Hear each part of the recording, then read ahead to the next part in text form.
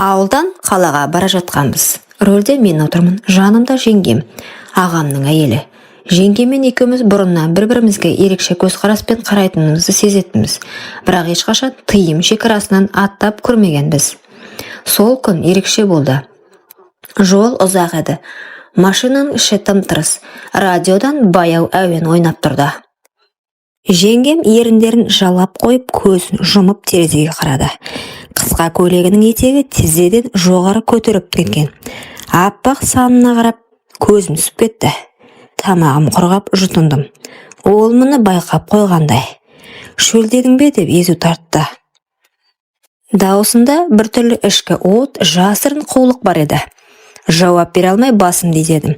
Кенет ол алдыға еңкейіп бар сымбатын әдейі көрсеткендей болды. Маңдайынан ағып түскен бір тал шашын қолана тартып маған бұрылды. Қалжыңдамаймын. Мына ұзақ жолда бір-бірімізге демеу болмасақ, ішіміз пысып кетеді ғой. Осы сәттен кейін бәрін өзгерді.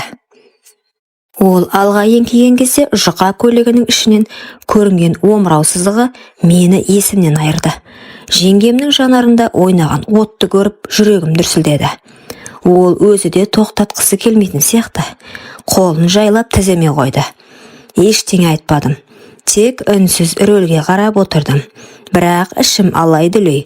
Денем қазір жарылып кетердей ыстықтап барады.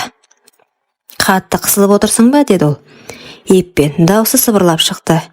Құлағыма жеткенде денем мұз болып бір сәтте отқа оранғандай ысып кетті. Сосын тағы да. Ағаштар арасында алаң бар дейді ғой. Тоқтап демалып алсақ қайтеді? Бұл ұсынысты күтпегендей болдым, бірақ ойымда дәл осы болған. Рөлді оңға бұрып, ескі орман жолағына қарай бұрылдым. Машинамыз көлеңкелі жерге тоқтады.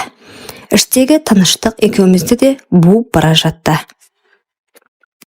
Ол баяу қозғалып жаныма келіп отырды, саусақтарыма жанаса ұстап. Мұны екеуміз ұмыта алмаймыз, білемін, бірақ сен туралы тым көп ойлай берем, деді. Көзіне қарағанда, онда іңкәрлікте, тыйымда, ашу мен антықтық араласқан сезімдер бар еді. Сол сәтте оның бетінен ақырын сүйіп қалдым. Қарсыласқан жоқ, керісінше мойныма оралып, демін мойнына төкті. Екеуміз үнсіз түсінісіп, бір-біріміздің ыстығымызға иіріп, баяу, асықпай шешіндіріп, алақанымен сипап, денені сөзсіз сөйлетіп, тым тереңге сүңгідік. Сол күннен кейін бәрі өзгерді. Көліктің іші тым тыныш еді. Жеңгем әлі де жаныма сүйеніп отыр. Шашынан тараған иісі жүрегімді шымырлатты. Аз ғана уақыт бұрын болған сәт. Қазірдің өзінде өңім бе, түсім бе, айыра алмай отырмын. Біз бұлай болмауымыз керек еді, деді ол сыбырлап. Даусы дірілдеп шықты. Бірақ беті әлі де менің иығымда. Аяқ киімінің ұшы шөпке батып кеткен. Көйлегі мыжылып қалыпты. Мен үндемедім. Қолымды оның жамбасына қойып, жай ғана сипадым. Бұл жауап емес. Бұл қимастық еді. Саған сендім, бірақ өзімді ұстай алмадым. Мен де, тек сен болдың көз алдымда. Басқаның бәрі өшіп қалды. Жеңгем орнынан тұрып, көйлегін түзеп, айнаға қарап шашын реттеді. Бірақ көзі әлі де менде. Ішінде не жатқан оқи алмадым. Сезім бе, өкініш пе, әлде екеуі бірдей ме? Ағаң білсе не болады, деді ол ақырын ғана. Білмейді. Бұл тек екеумізге тиесілі. Осы ағаштардың, осы жолдың, осы машинаның ішінде ғана қалу керек. Ол күрсінді, терең, қиналған күрсініс. Бірақ ештеңе айтпай орнына қайта отырды. Жолды жалғастырдық. Бірақ бұл сапар бұрынғыдай емес еді. Көлік ішінде үнсіздік, тек радиодан баяу ән ғана естіледі. Сырт көз ештеңе байқалмас еді. Бірақ екеуміздің жүрегімізде бір құпия мәңгілікке орнығып қалды. Ауылға қайтқаннан кейін бәрі бұрынғыша көрінді, бірақ мен үшін өмір ешқашан бұрынғыдай болмады. Күнде таңертең көзімді ашқанда есіме түсетін жалғыз адам, жеңгем. Түнде көзімді жұмғанда сезетін жалғыз жан тағы да сол. Бір апта өтті, тағы да бір апта. Ол үндемеді, мен де үндемедім, бірақ кездейсоқ көзіміз түйіскенде екеумізді бәрін қайтадан сезінетінбіз. Бір күні кешке аула жақта жүргенімде ол маған жақындап: "Сен де тыныш ұйықтай алмай жүрсің бе?" деді. Үнсіз басымды изедім. Ол жан-жағына қарап, екеуміз отырған орындыққа жайғасты. Қараңғы түсіп кеткен. Ағаш жапырақтары сыбырлап, біртүрлі тылсым атмосфера орнағандай болды. "Мен өзімді жақсы сезінбей жүрмін", деді ол ақырын. "Не болды? Ауырып жүрсің бе?" Ол жауап бермеді. Көзін тайдырып әкетті. Сол сәтте жүрегіміз өте қалды. "Сен бірдеңе сезіп жүрсің бе?" дедім. Ол ернін тістелеп: "Кешіккеніне 3-ші күн." Тынысым бір сәтке тоқтап қалғандай болды. Сөз таба алмай қалдым. "Бұл біз ойнаған нәрсе емес еді", деді ол дірілдеп. "Бұл өмірімізді өзгертетін нәрсе болуы мүмкін."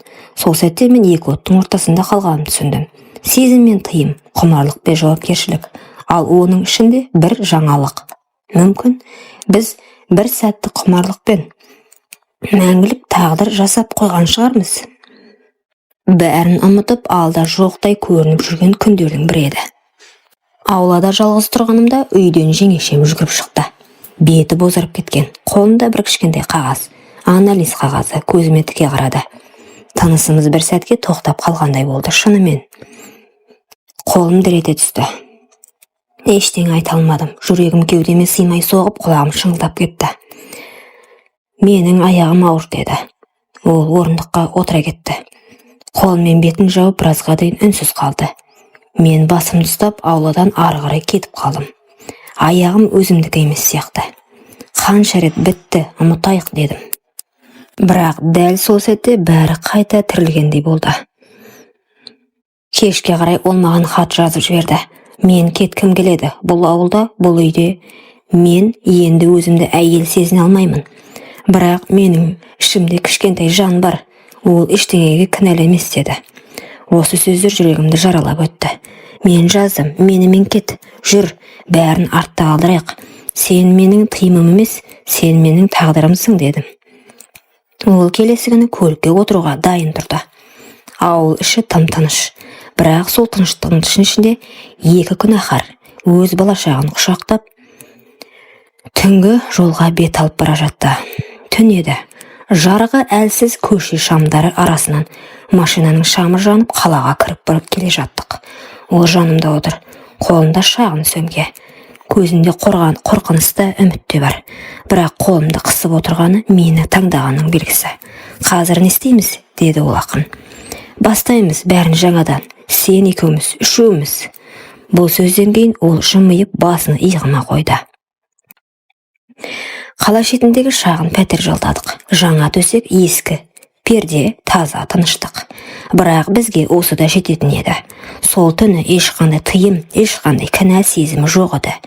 Тек екеуміз денемізбен ғана емес, жүрегімізбен жақын едік.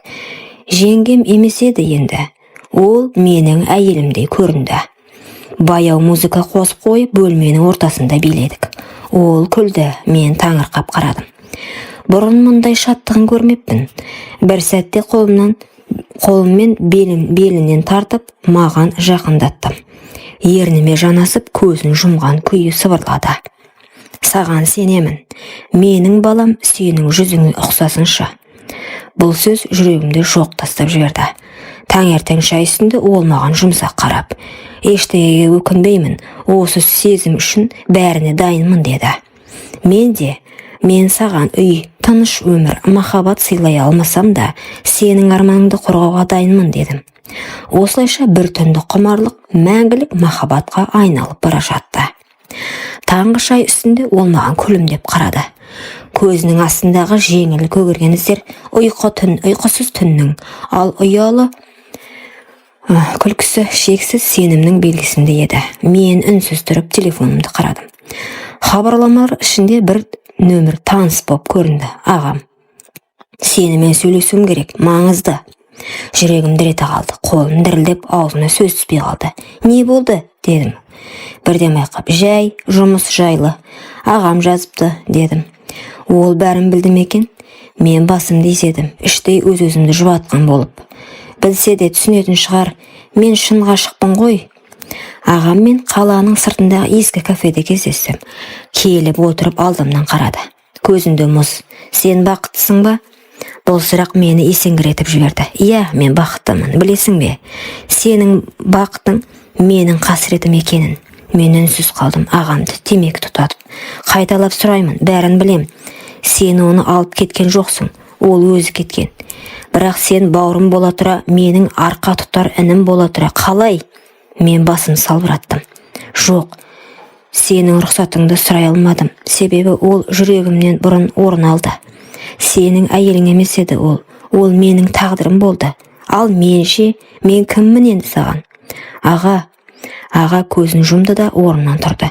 Екеуің бақытты болыңдар, бірақ мен үшін сен жоқсың. Қанынан туған іні емес, еркектен қыз тартып алған бөтенсің енді. Кетіп қалды. Сол түні мен келіп, оның жылап отырғанын көрдім. Қорқам деді. Ертең сен де мені жек көріп кетесің бе деп. Мен құшағыма алып, жоқ, біз күнәдан емес, жүректен басталдық. Бұл махаббат күнәнің тасасындағы жарық. Сол күннен бері біз тыныш өмір сүріп келдік. Жеңгем ауырлап қалды. Жүктілігі 4-ші айға таяп қалған. Іші шығып, көзі жайнап жүр. Бала екеуміздің үмітіміз секілді. Бірақ бәрін бұзған бір ғана адам. Кешке жақын сыртқа есік қағылды. Ашсам ағам. Қара көзілдірік, сіресіп киінген, қасында 2 бөтелкелес досы. Кірді де төрге өтпестен бұрын. Солай ма? Міне, менің әйелім, ішіңде бауырымның баласы. Ал менше, қайда қалдым? Мен алдынан кесе көлденің тұрдым. Енді кеш, ол сенің әйелің емес, ол менің жүрегім, дедім. Жүрек дейсің бе? Сен бауыр бола тұра, мені сатып кеттің. Қалай еркек болып жүрсің? Әйел тартып алған. Жеңгем ішкі бөлмеден естіп қалып сыртқа шыға келді. Қорқыныштың көзі бақырайып кеткен. Аға, өтінем, балаға тиіспеңіз. Балама? Деп күліп жіберді ағам. Мен оны балам деп қабылдамаймын. Ол бетінен ұрып жібермекші болды, бірақ мен кеудесінен итеріп тоқтаттым. Шық, бұл жерден сенің емес. Сен сүймеген әйелді мен сүйдім. Сен жоғалтқан адамды мен таптым. Ағам тістеніп қарады. Ертең сен де бәрінен айырыласың, өмір бәрін орнына қояды, деді. Дір-дір етіп есікті тарс жауып кетіп қалды. Түн, жеңгем менің құшағымда. Бәрінен қорқам, деді. Қорқпа, бұл жолы ешкім сені менен тартып ала алмайды. Күн өткен сайын жеңгемнің іші ауырлай берді. Ұйқысы қашып, іші тас сияқты болып, қатып қалған сәттер жиілей түсті. Бір күні кешке іші қатты тартып, жерге тізерлеп отыра кетті. Мен жедел жәрдем шақырдым. Іштегі бала оттегі жетіспеуінен қиналып жатыр, деді дәрігерлер. Жылдам шешім қабылдау керек. Аурухана, ақ халаттылар, жарық шамдар, дәліздегі ащы иіс. Мен сыртта күтіп отырмын. Сағаттар жылжып жатқан жоқ сияқты. Ақыр бір мейірбике шығып, құттықтаймын, ұл бала. Бірақ не, дедім, орнынан атып тұрып. Анасының жағдайы ауыр, жатырынан қан тоқтамай жатыр. Біз қолдан келгенін жасап жатырмыз, деді. Жер айналып кеткенде болды. Құлағымда тек жеңгемнің дауысы жаңғырып тұр. Сенің жүзіңе ұқсасыншы. Арада 2 сағат өтті. Дәрігер шықты. Жүзінен ақ бәрі белгілі болды. Өкінішке қарай, анасы өмірмен қоштасты, деді. Бала аман, бірақ шала туған. Көп күтім керек болады. Мен сандалып қалдым. Қуаным керек пе? Әлде жылауым керек пе? Бір аптадан кейін мен баланы құшағыма алып, зират басында тұрмын. Қолымда махаббаттан қалған жалғыз естелік. Ал алдымда оның топырағы жаңа ғана суарылған беті.